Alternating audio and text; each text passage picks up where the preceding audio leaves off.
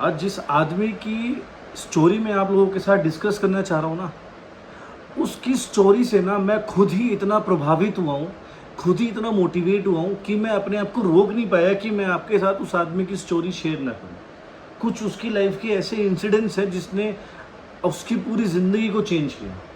सो आज हम एक बात करेंगे दुनिया के सबसे दिग्गज खिलाड़ी की, ठीक है, जिसने अपनी लाइफ के अंदर अपनी फोकस से दुनिया को ये दिखा दिया कि इंसान अगर अपने काम के ऊपर पूरा फोकस करता है ना, अपने काम के ऊपर पूरे ध्यान लगा के काम करता है ना, तो उसको उसके फील्ड का मास्टर बनने से ना कोई नहीं रोक सकता।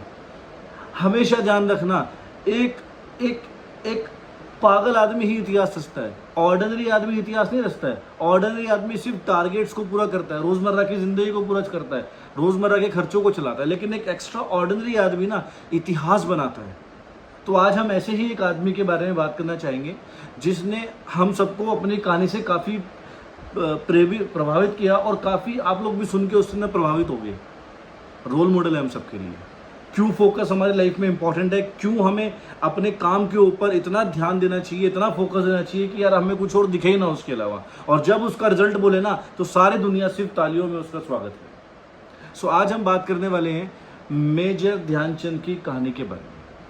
सो एक ये छोटी सी इंसिडेंस ने ना बहुत कुछ अपने मन के अंदर ना, मतलब शब्दों का ज्वालामुखी ला दिया कि भैया ऐसा किया उस व्यक्ति ने। आज भी भारत का जो राष्ट्रीय खेल है ना वो हॉकी है। तो 1936 के अंदर ओलंपिक का final match India versus Germany, और जर्मनी को देखने के लिए ग्राउंड के अंदर 25 से 30 हजार की संख्या के अंदर लोग उस मैच को देखने के लिए आए हैं। हॉकी जैसे मैच को, इंडिया से जर्मनी का मैच, आज इंडिया का हॉकी का मैच होता है कोई देखता भी नहीं है।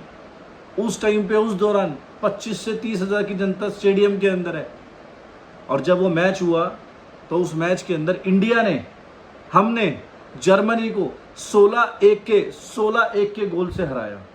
और आपको बता दूं to all my dear friends, उस 16-1 के गोल के अंदर ना जो मेजर कंट्रीब्यूशन था वो लास्ट नायक ध्यानचंद जी का था।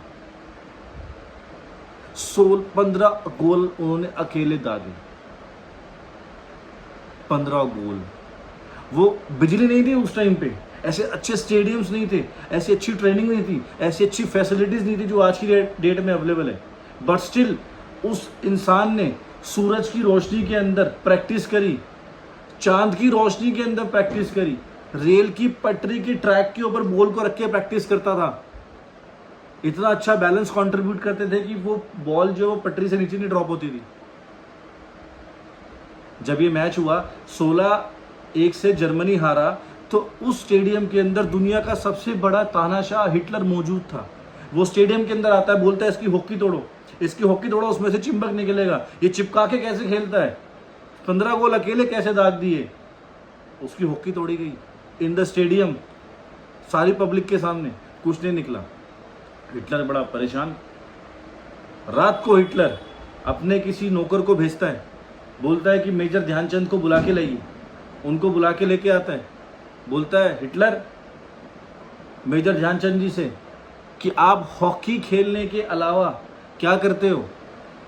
तो ध्यानचंद जी ने बोला कि मेरा नाम मेजर ध्यानचंद है, और मेजर ध्यानचंद जो मेरा नाम है वो मेरे काम की वजह से पड़ा है। मैं अपनी प्रैक्टिस के ऊपर फोकस करता हूँ, जिस वजह से लोग मुझे देखते हैं, मेरे पागलपन को देखते हैं, और मुझे ध्यानचंद की नाम से उपलब्धि दी।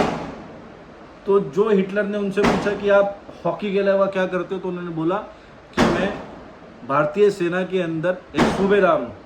तो उन्होंने बोला कि आप एक काम करो, जर्मनी से खेलो, कल के कल ही आपको एयरफोर्स का जनरल गवर्नर बना दूंगा, आप आ जाओ। आपके देश ने क्या दिया है आपको, कल भी सूबेदार थे, आज भी सूबेदार हो, कल भी सूबेदार रहोगे।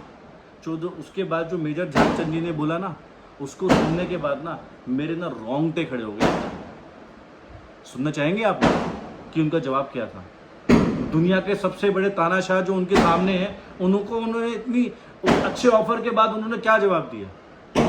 जब मेजर ध्यानचंद ने जवाब दिया ना, तो वाकई में वो हम सबको as a Indian, as a भारतीय, हम सबको ना उस पर प्राउड फील करना चाहिए। देश के कुछ दिग्गज लोग चले तो गए हैं, लेकिन भारत को बहुत कुछ दे के गए हैं, बहुत कुछ सीख दे के गए हैं हम लोगों को, हमारे पूर्वज हैं वो लोग। सो जो हिटलर ने बोला कि आप यहाँ आ जाओ, मैं आपको ये दे दूंगा, वो दे दूंगा, आपके देश ने आपको क्या दिया, कल भी सूबेदार हो, आज भी सूबेदार हो, आगे भी सूबेदार रहोगे।